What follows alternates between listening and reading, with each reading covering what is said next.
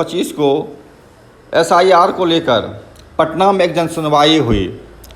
इस जनसुनवाई का आयोजन भारत जोड़ो अभियान, जन आंदोलनों का राष्ट्रीय समन्वय, जन जागरण शक्ति संगठन, कोसी नवनिर्माण मंच, समर चैरिटेबल ट्रस्ट और स्वराज अभियान ने संयुक्त रूप से किया।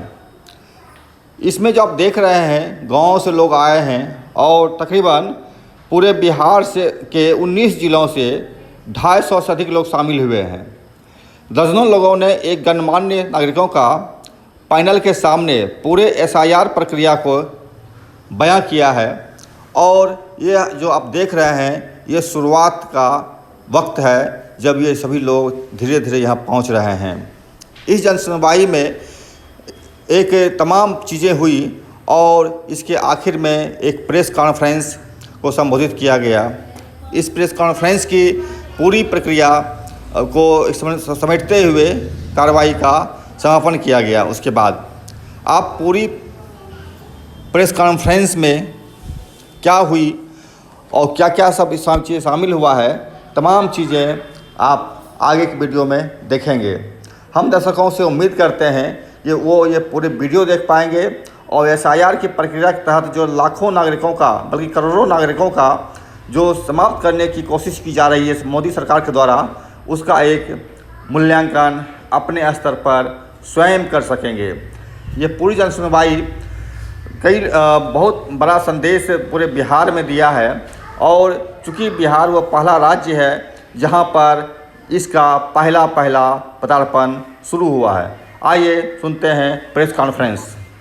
आज एक जनसुनवाई का आयोजन किया यहाँ पटना में, जिसमें बिहार के तमाम जिलों से सामान्य लोगों ने आके अपनी दुख तकलीफ एसआईआर के साथ क्या उनका अनुभव हुआ है वो बताया और उसको सुनने के लिए गणमान्य नागरिकों का एक पैनल हमारे बीच था, जिसमें हमारे साथ हैं, बाएं से मैं बैठे थे जॉन रेस अर्थशास्त्री हैं, रांची में रहते हैं। अमर मेघवंशी जी राजस्थान से आए हैं, चिंतक हैं, लेखक हैं। Justice retired Anjana Prakash ji Bihar Patna high court से नहीं है और अभी सुप्रीम कोर्ट के एडवोकेट हैं। वजाहत हबीबुल्ला जी देश के चीफ इंफॉर्मेशन कमिश्नर भी रहे और माइनॉरिटीज कमीशन के चेयरपर्सन भी। नंदिनी सुंदर जी समाजशास्त्री हैं और देश के जन आंदोलनों के साथ उसके बारे में उनके साथ मिलकर काम करती रही है, जनाधिकारों के बारे में, मानवाधिकारों के बारे में। और डॉक्टर टी.एन. दिवाकर जो यहाँ ए.एन. सिन्हा इंस्टीट्यूट के डायरेक्टर थे, अर्थशास्त्री हैं और कृषि ग्रामीण अर्थव्यवस्था इसके बारे में लिखते हैं।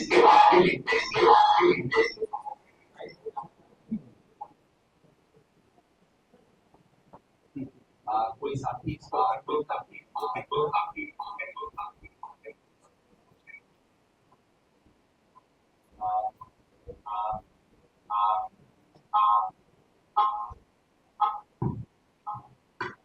माइक वाले कहाँ है? मैं उनको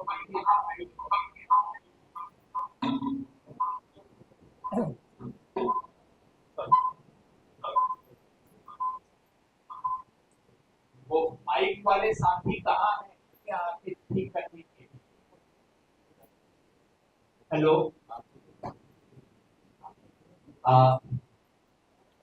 तो हम बातचीत को शुरू करते हैं। सबसे पहले मैं अंजना प्रकाश जी से कहूँगा कि आप अपनी बात रखिए, एक एक करके आप सब अपनी अपनी बात।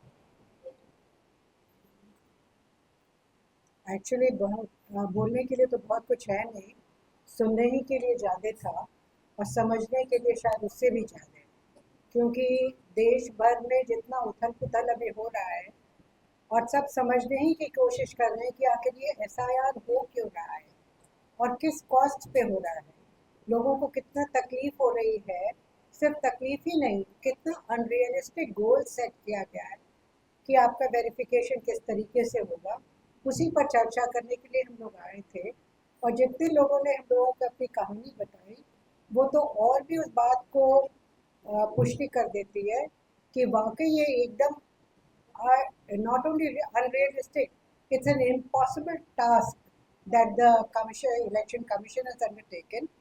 And I would also suggest, there is one view that the election commission does not have the right to go into the question of citizenship. This also is one view which needs to be considered very seriously.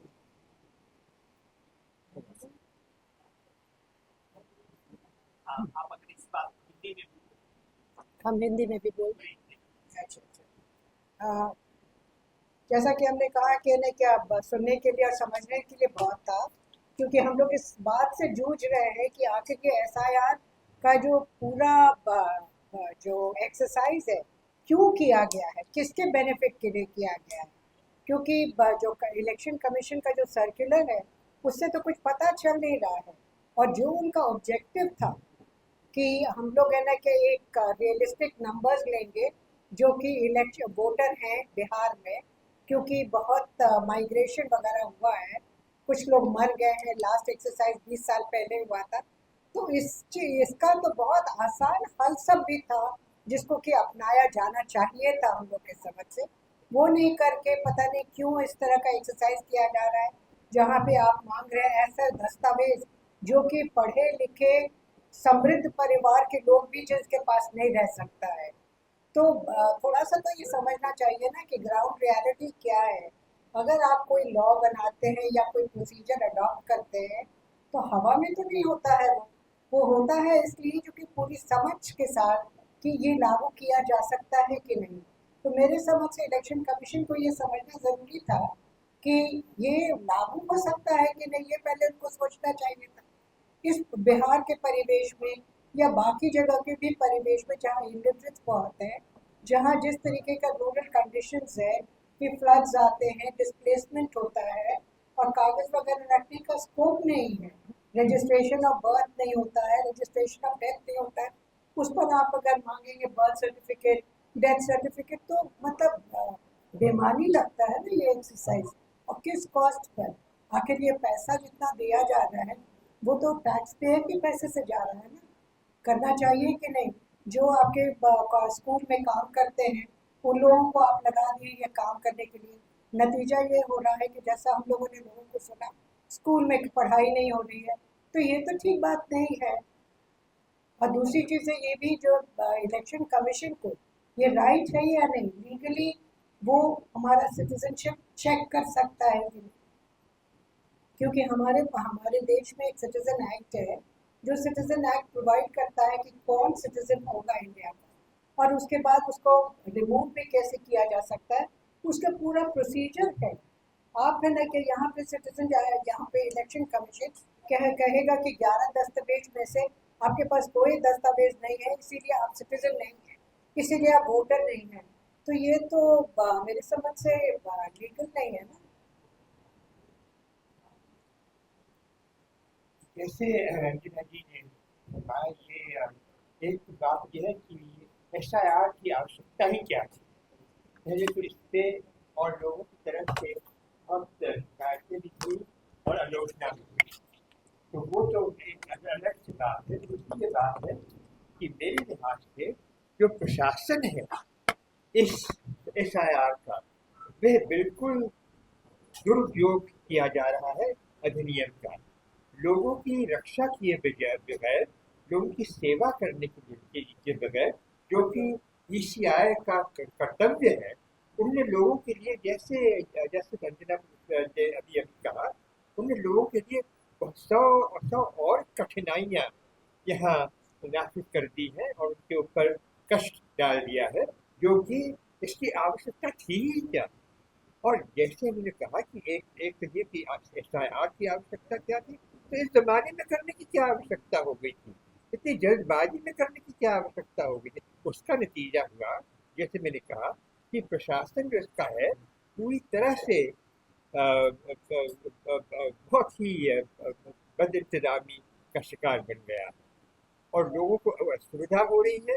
और मेरे विचार में जो सूचना को प्राप्त करना चाह रही है ECI, वो प्राप्त हो नहीं पाएगा इस प्रकार से। और इस जैसे इन्होंने फरमाया, अभी सिटीजनशिप के बारे में मैंने भी चीफ इंफॉर्मेशन कमिश्नर होते हुए इस पे रूलिंग वगैरह दी है, क्योंकि जैसे आपको पता है आरटीआई का धारा 3 के तहत आरटीआई का प्रयोग करने के लिए आपको नागरिक होना है भारतवर्ष का। लेकिन इसका ये मतलब नहीं कि आप अब वहाँ प्रूव करना बैठ जाए कि मैं नागरिक हूँ भारतवर्ष का। अगर उसमें कुछ कोई आपके खिलाफ शिकायत आए या कुछ इस प्रकार की बात हो, और जैसे अभी जस्टिस साहब ने कहा कि वो एक पूरा अधिनियम है इस काम के लिए, तो ये अभी इस बारे में इसके अंदर दखल देने की क्या जरूरत है। तो ये है कि हमने सुना, और ये तो बात है कि जो मैंने इसमें कष्ट है दुश्वारी है उसके बारे में जस्टिस अंजना में करने ने कहा, मैंने भी कहा, किंतु मैंने जब लोगों से बात की तो मैंने कहा ये एक इसमें जो पॉजिटिव बात है वो ये है कि सब इतने सारे लोग निकल के आए और अपनी आवाज उठाई है और इसकी आलोचना की है, जो वो समझते हैं कि उनके जो लोकतंत्र के हक हैं तो उनके ऊपर जो जो जो आक्रमण हुआ है, और मैं कहूँगा आक्रमण हुआ है, कि उस आक्रमण के खिलाफ अपनी आवाज उठाई, ये एक पॉजिटिव बात है।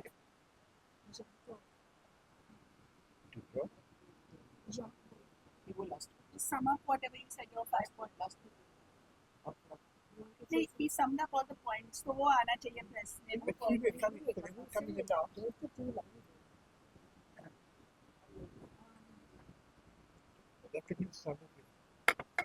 इस देश में जो खासियत, इस देश की जो खासियत है ये है कि that's my sense.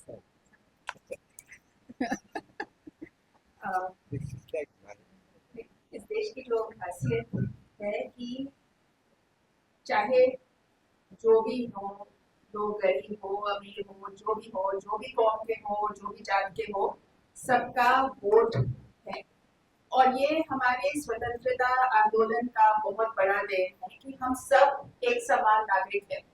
और अब ये एसआईआर को लेकर और भी जो चल रहे हैं देश में, जो प्रक्रिया चल रहे हैं, ये हमारी नागरिकता पर जो सवाल उठा रहे हैं, ये सबको दहशत में डाल रही है। और जनता जो इतनी दहशत में मतलब हर प्रक्रिया से लोग को किसी न किसी तरह से डराया जा रहा है, धमकाया जा रहा है कि आपकी नागरिकता पर सवाल उठेगा। आज जो हमने सुना है कि कई जब फॉर्म्स बांटे जा रहे हैं तो एक ही परिवार में कुछ लोग को मिल रहे हैं, कुछ लोग को नहीं मिल रहे हैं। जब लोग अपना फॉर्म देते हैं तो उनको कोई प्राप्ति नहीं मिल रही है, जबकि जो ऑर्डर के हिसाब से 2 डुप्लीकेट कॉपीज बीएलओ को हर घर में डुप्लीकेट कॉपीज बांटना था, एक अपने आप उनको वापस देना था और एक साइन करके जो सिटीजन के साथ रहेगा। पर ऐसा तो कहीं भी नहीं हो रहा है, किसी को भी प्राप्ति नहीं मिल रही है। दूसरी बात है कि महिलाओं पर बहुत ज्यादा बोझ पड़ रहा है, क्योंकि कई बार मतलब महिलाओं को बताया जा रहा है कि वो अपने मायके जाकर वहां से माँ बाप से दस्तावेज ले कि वो उनकी जन्म कहाँ हुई थी, उनके माँ बाप की जन्म कहाँ हुई थी। और हम जानते हैं कि खास तौर महिलाएं जो लोग प्रवासी हैं, खास इस महीने में नहीं है यहाँ, तो वो उन सब मजदूर जो बाहर है या कहीं और काम पे बिजी है, उन सब के लिए ये बहुत भारी बोझ पड़ रहा है। दूसरा चीज है कि कई लोग मजदूरी छोड़कर पैसे दे रहे हैं, हर फॉर्म भराने के लिए 100 रुपए दे रहे हैं, फोटो भी बनवाना पड़ता है, तो आम मजदूर के लिए यह बहुत भारी पड़ रहा है। और किसी भी तरह से जरूरी नहीं था कि खेती के समय, इतनी सावन और बाढ़ के समय ये एक्सरसाइज किया जाए। तो किसी भी हालत में ये नामुमकिन है कि ये एक्सरसाइज ठीक से होगा। नामुमकिन है कि ये जो नतीजा, अगर सरकार का कहना है कि हम चाहते हैं कि अभी जो बिहार का चुनाव आएगा वो उसके लिए जो रोल्स बनेंगे वो बिल्कुल अच्छे होंगे, वो भी नामुमकिन है। दूसरी बात है कि ये तो अभी जो 25 तारीख तक जो जमा होना है वो तो शुरुआत ही है। उसके बाद जो भी इसी सवाल उठा सकता है कि ये दस्तावेज सही है नहीं है, किसी का नागरिकता मतलब किसी का वोटर कार्ड काट लेगा, किसी को जोड़ लेगा, तो अब तो खेल शुरू हो रहा है। एज इट इज लोगों को इतना मुसीबत में डाला है, अब आगे तो और भी मुसीबत आने वाली है अगर ये एक्सरसाइज जारी रहा।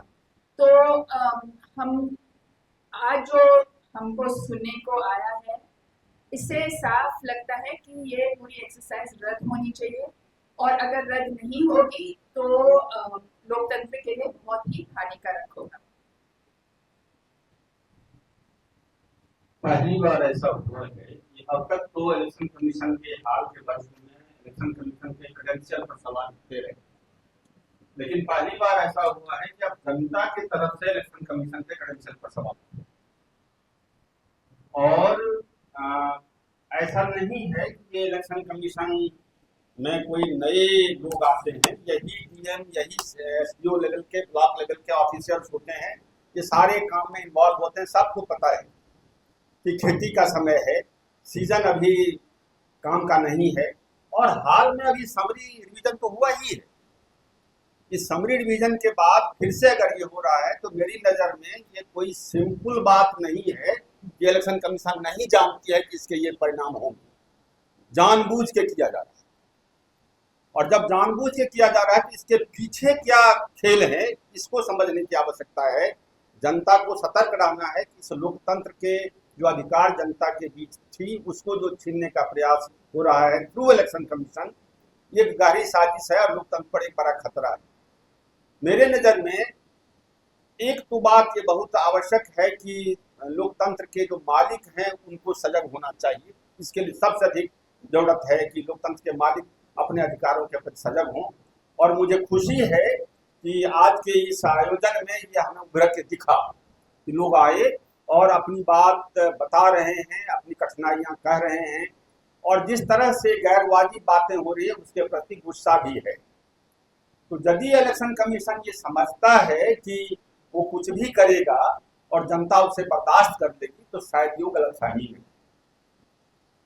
अभी जब इलेक्शन हो ही गया था और इलेक्शन के बाद जो समरी डिवीजन भी हो गया था, तो अगर ये गहन पुनरीक्षण करना था तो उसकी प्रक्रिया बाद में चलाते। संवैधानिक अधिकार है आपके पास, आप इस इलेक्शन के बाद आप आराम से चलाते, साल 2 साल लगता, उसके हिसाब से फिर अपने उसके प्रैक्टिकलिटी पर देखते कैसे हो सकता है।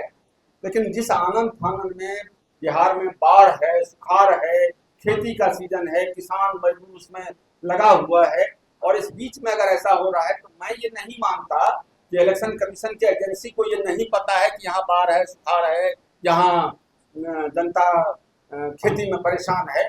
बावजूद अगर इसके लिए हो रहा है कि गहरी साजिश की बात, इसको समझना होगा कि ये लोकतंत्र के ऊपर में, लोकतंत्र के मालिकों के ऊपर में ऐसा प्रहार क्यों हो रहा है। मुझे लगता है कि पैनल की तरफ से जो राय आ रही है कि इसको रद्द होना चाहिए, बिल्कुल रद्द होना चाहिए। ये असंभव सा एक्सरसाइज है जो और कॉम्प्लिकेट करेगा इसको, शायद ये किसी सही परिणाम की ओर नहीं ले जाए। धन्यवाद।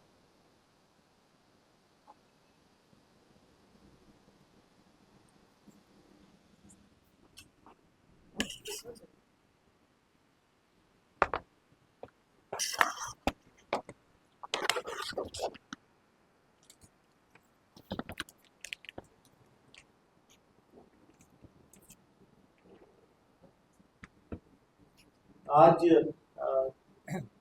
14 जिले के लगभग 25 लोगों ने अपनी गवाहियां यहाँ पर जन सुनवाई में रखी।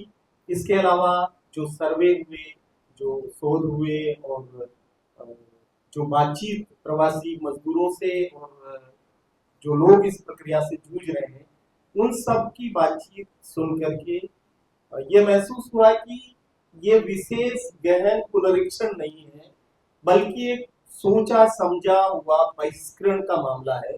और एक समावेशी लोकतंत्र में जहां की सबको मत देने का एक मौलिक अधिकार यहाँ पर हासिल हुआ है, और संविधान के प्रस्तावना ने ये वादा किया है कि सबको राजनीतिक न्याय मिलेगा, उस राजनीतिक न्याय को राजनीतिक अन्याय में बदलने का जो कोशिश किया जा रहा है, और वो भी उन जिम्मेदार लोगों की तरफ से जिनको ये जिम्मेदारी है कि वो ये न्याय प्रदान करे।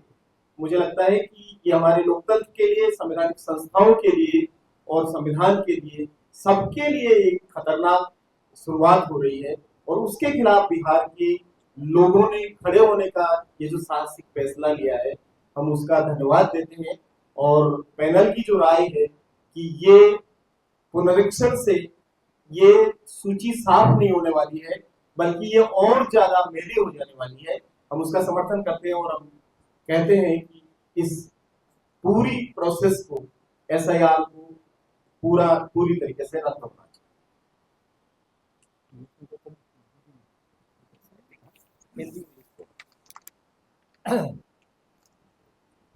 तो आज अलग अलग जिलों के लोग की बात सुनने का मौका मिला है और इससे स्पष्ट है कि जो एसआईआर है लोकतंत्र पर एक बड़ा हमला है। वोट देने का मौलिक अधिकार पर भी एक बड़ा हमला है और बड़ा अन्याय भी है। मेरी समझ में इस एसआईआर का सबसे बड़ा खतरा ये है कि इससे कई लोग चुनाव से वंचित होने के खतरे में। आप याद रखिए, भारत जोड़ो अभियान के सर्वेक्षण के अनुसार करीब 37% लोग हैं जिनके पास पर्याप्त दस्तावेज नहीं है जो इनसे मांगा जा रहा है। और राहुल शास्त्री के अनुसार 18 और 40 साल के बीच के उम्र के लोगों के पास उस एज ग्रुप में करीब आधे लोग हैं जिनके पास पर्याप्त दस्तावेज नहीं है। इसका मतलब ये नहीं है कि सीधा आधे लोग वंचित हो जाएंगे। इसका मतलब ये है कि जब इलेक्टोरल रोल ड्राफ्ट किया जाएगा उसके बाद ईआरओ को पावर दिया जाएगा इन सब लोगों को का सवाल पूछने का कि आप नागरिक है कि नहीं, अपने दस्तावेज क्यों नहीं दिया, दस्तावेज क्या कर रहे क्या नहीं कर रहे। So that arbitrary power of the ERO to exclude people is extremely dangerous and extremely anti-democratic। और आप समझ सकते हैं कि उस समय किस वर्ग, किस समुदाय, किस पार्टी का समर्थक को तंग किया जाए। तो इस मेरे समझ में एसआईआर का सबसे बड़ा खतरा। लेकिन और कई समस्याएं भी सामने आए हैं। First of all, this exercise is not practical. इतना जल्दबाजी में करोड़ों लोगों का दस्तावेज इकट्ठा करना, उनका सत्यापन करना, जांच करना बिल्कुल असंभव है। इसका नतीजा क्या है कि पूरा काम जल्दबाजी में हो रहा है और केवल जल्दबाजी नहीं, पूरा नियम के उल्लंघन में चल रहा है। We have heard many violations of the rules of the ECI itself, जैसे कि हाउस टू हाउस सर्वे नहीं हो रहा है, लोगों को डुप्लीकेट फॉर्म नहीं दिया जा रहा है, रिसीट नहीं दिया जा रहा है, घूस लिया जा रहा है, लॉगिन दूसरे लोगों को दिया जा रहा है, तरह तरह के irregularities है। And the consequence of that is that while you're trying to clean the voters list, you actually उसमें पूरा खचरा डाल रहे हैं। Without any proper process and verification, you are feeding all this rubbish data in the system in the name of cleaning the voters list. Finally, two more things. लोगों को परेशानी, time waste, खर्चा, घूस देना, ये almost all the people who have spoken today have expressed this kind of inconvenience and harassment. And lastly, but also very importantly, not only लोगों का time waste, लेकिन पूरा सरकारी मशीनरी का टाइम वेस्ट।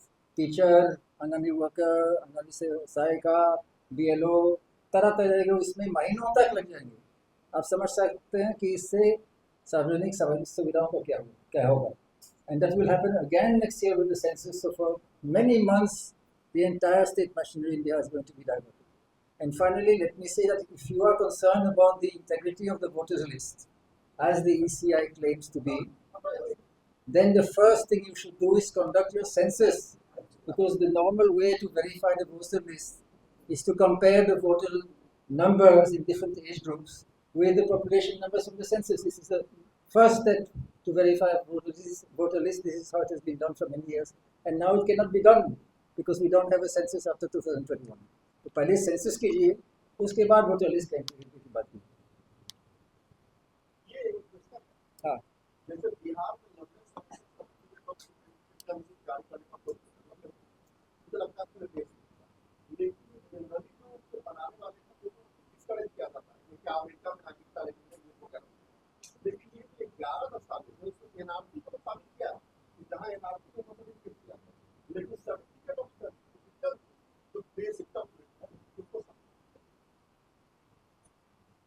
तो उनसे पूछिए। आप जस्टिस नहीं आप तो आप नहीं हम सब सब इससे ज़्यादा फर्क नहीं पड़ेगा। राइट टू सर्विस एक्ट का तो बिहार में प्रावधान है, राइट टू सर्विस एक्ट का जो प्रावधान है उसके तहत सर्टिफिकेट ऑफ सिटीजनशिप देने का है। लेकिन हर जगह से डिस्करेज किया जाता है। जैसे अगर अप्लाई करेंगे तो ऑफिसर कहेगा क्या अमेरिका में लाइसेंस का लेंगे तो डिस्करेज किया जाता है।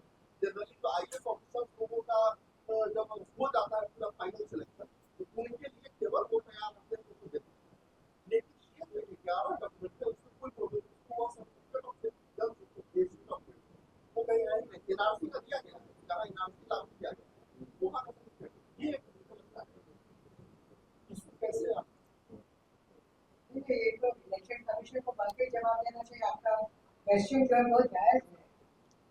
और सबसे बड़ी बात है आज के दिन आप ना दो कार्ड जो है 2 या 3 कार्ड जो है आप एकदम उसको वैल्यूबल बहुत वैल्यूबल समझते हैं। कहीं भी आप एयरपोर्ट में जाइए आपका पैन कार्ड चाहिए, आपका आधार कार्ड चाहिए या आपका वोटर कार्ड चाहिए। ये तीनों तो आप अपना प्रूफ ऑफ आइडेंटिटी या आपका जो आपकी जो आइडेंटिटी है उसको बोलना शुरू कर दीजिए। तो ये तीनों के तीनों चीज क्यों नहीं की बनेगी? मैडम मेरा बेसिक इसलिए होता है डिफरेंट पीआईएल पिटिशन फाइल हुआ लगभग सबको मैंने पढ़ा सारे पीआईएल पिटिशन में बेसिक डॉक्यूमेंट है जो मेरा उसका पास Mr. Yogendra Yadav, आपको I think you should take note of this because we are one of the petitioners here. ये मैं सोचना चाह रहा था ये मेरी बात ये थी कि आगे मुझे लेने वाला तो आप यारों को याद करें वो पहले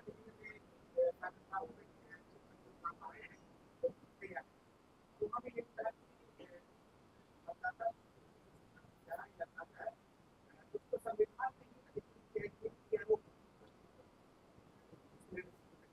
क्या सकते संविधान में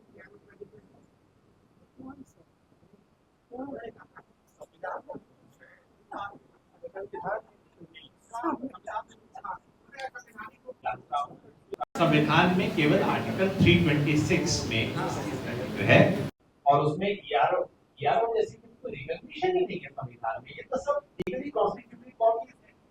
सब आर्टिकल 324 चुनाव आयोग को लगभग अनलिमिटेड पावर्स देता है चुनाव के कंडक्ट की, जिसमें रूल्स तैयार करना शामिल है।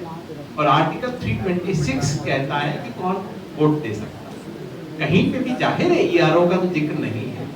तो ये कहना कि ईआरओ को unlimited power under the constitution, ये तो बहुत ही तो मजाक है। ये तो उनसे कह दीजिए ना कॉन्स्टिट्यूशन की कॉपी दिखा दीजिए।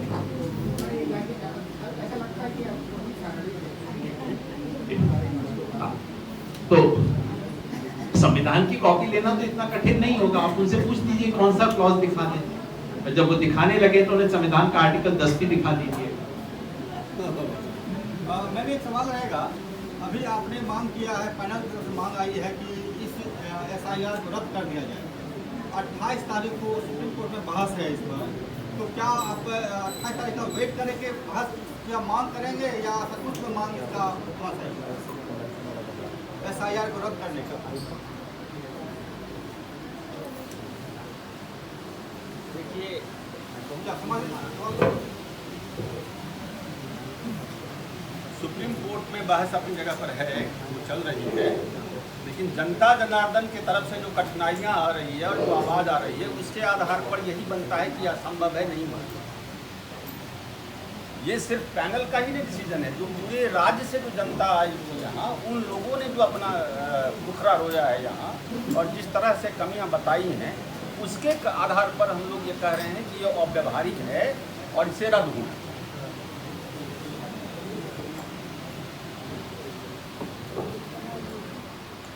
याद रखिए SIR is not only for Bihar, for the whole country. The same order says very clearly, this comes to the entire country. It's not only a danger for Bihar, it's a danger for the entire country. So this is really not the way to start at all. Please give it up, at least for the time being, conduct your census, and then talk about the integrity of it.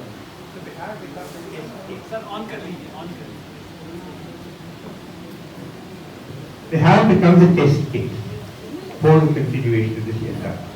Therefore, as you point out, the ramifications and the importance go far beyond 6 feet. Sir एक question और रहेगा sir कि यहाँ के एक नियम थे, इन्होंने कहा कि अगर आपको वोट देने का अधिकार नहीं है या मतदाता सूची में आपका नाम नहीं है तो आप यहाँ के नागरिक नहीं, तो क्या ये जो SIR हो रहा है जिसमें नाम नहीं रहेगा आदमी का, तो क्या वो खत्म हो जाएगा उसका नागरिकता, या फिर अब इससे पहले चुनाव हुआ था या किसी भी चुनाव में 50-60% से अधिक कभी तो वोट नहीं हुआ है, तो क्या जो वोट नहीं डालते हैं उसका भी नागरिकता समाप्त हो जाएगा? यही तो प्रश्न है जो उठते हैं, इसीलिए तो हम कह रहे हैं इससे अगर इस प्रकार से चले तो इसमें फिर जो लॉ एंड ऑर्डर है इधर का स्थापित उसको खतरा पड़ जाता है। बार बार सबने यही कहा था कि बहुत खतरनाक है इस सड़क के, इसीलिए कहते हैं कि सड़क को ही रद्द कर देगा। यही तो इस वजह है। और शुरुआत में जिसमें एक महिला ने अपना बयान दिया था तो उसने कहा कि उनको बताया गया कि अगर आपका नाम लिस्ट में आ गया तो आप सरकार के आदमी हो, अगर नहीं है तो आप सरकार के आदमी नहीं हो। तो इसका क्या मतलब निकला कि कुछ लोग जो वोट दे सकते हैं जिसका नाम आ गया लिस्ट पर वो सरकार के लोग हो गए और बाकी कहाँ के लोग हो गए फिर। तो दूसरी बात है कि कई लोग ने बताया कि उन्होंने फॉर्म, उनके घर में फॉर्म नहीं आया, उन्होंने कुछ भरा नहीं, पर जब उन्होंने चेक किया तो पता चला कि किसी ने उनके लिए साइन करके अपलोड कर दिया। तो ये तो बिल्कुल फ्रॉड हुआ ना। तो इसकी जिम्मेदारी कौन लेगा कि आप जब फॉर्म में आपका दस्तखत होना चाहिए या आपका कुछ दस्तावेज होना चाहिए और बिना सही दस्तावेज या दस्तखत के बिना अपलोड हो गया तो इसका मायने क्या होता है, लीगली क्या मायने रखता है? एक गजोर से मैंने आपको ये पटना गांधी मैदान के जो फ्लाई ओवर है वहाँ पर ऑटो रिक्शा जा रहा जो बहुत सारा पेपर है फेंका हुआ था रोड पर, तो ये भी एक समस्या हो गई है कि मतलब आप जो कलेक्शन कर रहे हैं, जो संच ला रहे हैं उसको आप संजो नहीं रहे हैं, उसको आप यूं ही फेंक दे रहे हैं। सेकेंड कुछ और रहेगा सर और मैम कि भारत में जो भी आपका डाटा ले रहा है, आधार कार्ड हमारा जेन्यून है, इसमें 10 उंगलियों का फिंगरप्रिंट्स आता है, आईरिस का आता है फिंगरप्रिंट्स, उसको वैलिड नहीं कर रहा है चुनाव आयोग।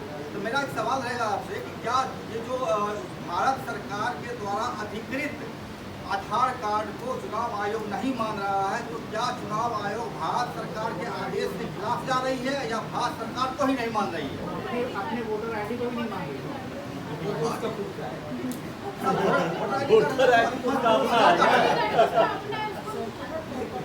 ये तो केवल एक सवाल आपने उठाया, इसीलिए आज जो वार्तालाप होते हैं इसके कई ऐसे कानून हैं, अधिनियम हैं जिसकी खिलाफवर्जी हो रही है इसके पीछे। मैंने तो आरटीआई का भी वो उदाहरण दिया, मैं मुझे अनुभव है, लेकिन बहुत सारे ऐसे अधिनियम हैं जिनको वायलेट किया जा रहा है। इस प्रकार कहना है कि शहर को अकट करें। ज्यादातर लोग तो आधार कार्ड ही लेते हैं, चाहे उत्तर बिहार हो चाहे अब सरकार के मतलब अब चुनाव आयोग जो है उनसे दस्तावेज मांग भी सकता है, नहीं भी मांग सकता है।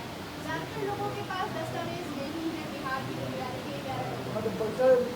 किस तरीके की स्थिति अब आगे देख रहे हैं? अगर इतने सारे लोग वोटिंग राइट से अगर उनको वंचित किया जाएगा तो किस तरह की स्थिति आगे? यही तो वार्तालाप हुई है, यही तो डिस्कशन हुआ है। लेकिन अब इतना बड़ा केओस होगा। बिल्कुल बिहार का जो एक टेम्परामेंट है बिहार के समाज का, उसमें आप किस तरह का केओस देख रहे हैं? तब जबकि लोगों को लगता है अगर वोट नहीं देंगे तो राशन नहीं मिलेगा, चावल नहीं मिलेगा, कोई दूसरा अधिकार हमको नहीं।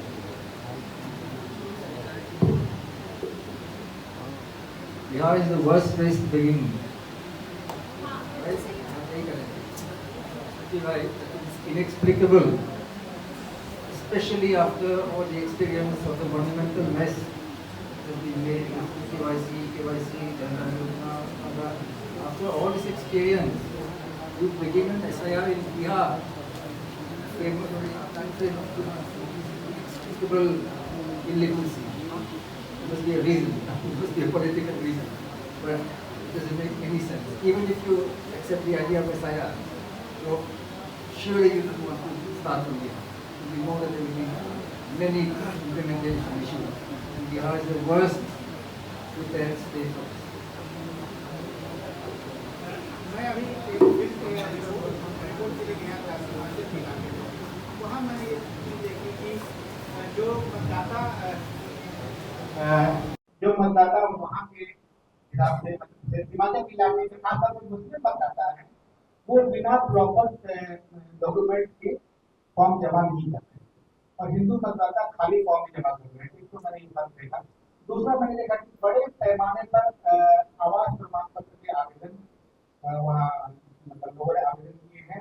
ये तो बताया कि 6 दिनों में 1,27,000 आवेदन आवास प्रमाण पत्र के लोगों ने आवेदन और भी ज्यादा हुआ। इसी तरह में मुझे मिले बाद दिनों में कि कुल 60,000 70,000 आवेदन हुए हैं। जो मुस्लिम मतदाता है वो बिना प्रॉपर सर्टिफिकेट के जमा नहीं कर रहे हैं। तो मुझे लगता है कि बिहार में शायद मतदाता सेंस कर रहे हैं कि किनको हटाया जाएगा किनको रखा जाएगा। क्या ऐसा आप लोग ऐसा मानते हैं? असम में जो हुआ था कि इतना बड़ा मतलब हाइप बनाया गया था कि बांग्लादेश से इतने लोग आए हैं एक्सेट्रा, और जब पाया गया तो 19 लाख लोग का जो एनआरसी में उसमें उतने ही हिंदू एक्सक्लूड हुए थे तो जितने मुस्लिम एक्सक्लूड हुए थे। तो अभी भी जो चल रहा है यहाँ बाहर कि इतने सारे फॉरेनर्स पाए गए, ये सब तो एक हाइप की बात है। जबकि आप सरकार अगर ये कहना चाहिए कि इतने सारे फॉरेनर्स ने, क्या नीतीश को फॉरेनर्स ने वोट दिया, क्या पिछले साल मोदी को फॉरेनर्स ने वोट दिया, तो क्या आप अपने खुद के चुनाव को डाउट में डाल रहे हैं? ये बिल्कुल एक तरह से कम्युनलिज्म फैलाने का, लोगों को डर में डराने का, धमकाने का पूरी तरीके से कर रहे हैं। तो जायज मतलब हम देख रहे हैं कि जैसे सीए को लेकर भी लोगों के नागरिकता पर जो सवाल उठाए गए, उनको डराया धमकाया गया, वही इसके माध्यम से हो रहा है। तो जो नागरिकता का जो हम सब बचपन से हम सोच के आ रहे हैं कि ये हमारा देश सबका है, हम सबको चुनाव में इक्वल हक है, वो धीरे धीरे कटता जा रहा है।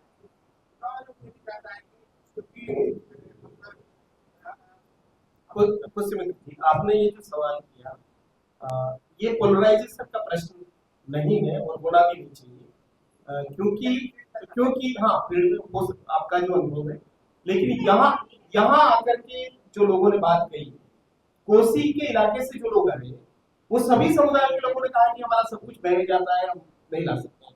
यहाँ ज्यादातर जो दलित कम्युनिटी के लोग आए उन्होंने भी कहा कि हमारे पास वो दस्तावेज नहीं है। लेकिन हो सकता है कि अल्पसंख्यक समुदाय को बहुत सारे अनुभवों से वो गुजर करके यहाँ पहुंचे हैं कि उनको तो एक्सक्लूड किया ही जाएगा, ऐसा सोचते हुए वो अपनी पूरी तैयारी कर रहे हैं। लेकिन ये सब करने में उनको कितना परेशानी आ रही है, मुझे लगता है कि वो महत्वपूर्ण सवाल है और ये हमारे तमाम नागरिकों का सवाल है।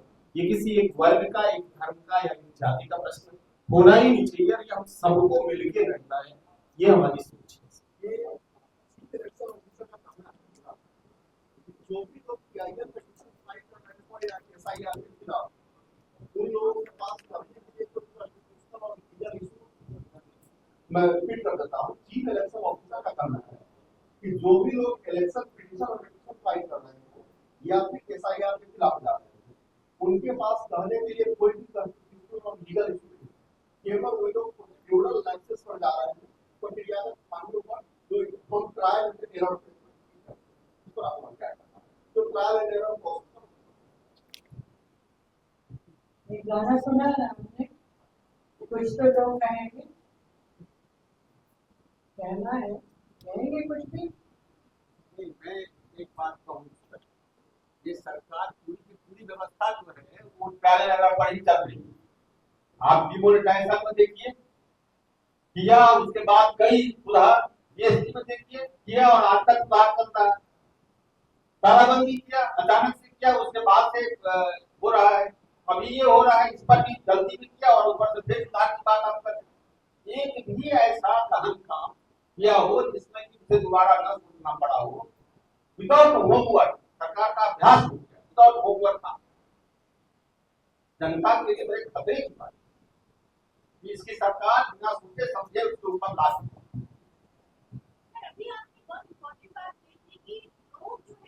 का हो रहा है कि लोग जो है वो इलेक्शन कमीशन को चैलेंज कर रहे हैं।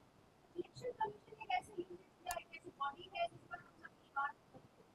अभी आने वाले दिनों में लोकतंत्र का जो ढांचा है उसको किस तरीके से शुरू करना कभी नहीं लग रही है आगे मैं एक बात और कहूँ, ये हमारा इलेक्शन कमीशन का जो इंस्टीट्यूशनल एक्सपीरियंस था आजादी के बाद से लगातार, कोई उस पर संदेह नहीं कर रहा था। राजा ये सेशन के बाद लोग ज्यादा और भरोसा करने लगा था कि ज्यादा किसी को और हाल के बलबूते जिस तरह से हुआ है उसके आधार पर राजनीतिक पार्टियों ने ईवीएम के प्रयोग के बाद से शुरू किया और अब जनता यही लोग जो आश्वासन में है, कल ईवीएम के खिलाफ बोल रहे थे जब कह रहे थे कि नहीं अमेरिका में ईवीएम नहीं चलता है, यहाँ पे चलता है, और वही लोग अब जहां पहुंचे हैं उसके बाद जो स्थिति बनी है, अब ये राजनीतिक दल तक सीमित नहीं, अब जनता सवाल खड़ी कर रही है इलेक्शन कमीशन पर, इसलिए इलेक्शन कमीशन को इस पर सोचना चाहिए। देखिए मैं काफी हेल्प कमीशन का अध्यक्ष कर चुका हूँ, कमीशन का, माइनॉरिटी कमीशन का, ये तो सभी काम हमारे के बाद विश्वास था जो सोचते के अंदर विश्वास था, इसलिए जितने भी इस प्रकार के इदारे बनाए गए और ये बनाए गए इसलिए ये लोकतंत्र को शक्तिशाली बनाने के लिए सारे बनाए गए थे, चाहे वो माइनॉरिटी कमेटी हो,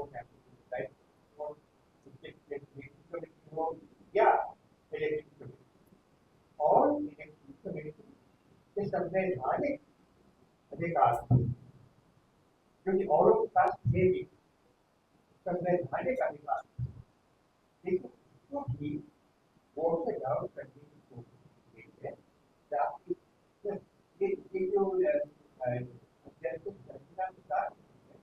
तो सुप्रीम कोर्ट के साथ ही ऐसा हो, तो उसको सब सरकार का ये फैसला हो रहा है, सब सरकार के कंट्रोल में डाल लोग तंत्र के बिल्कुल विरोध।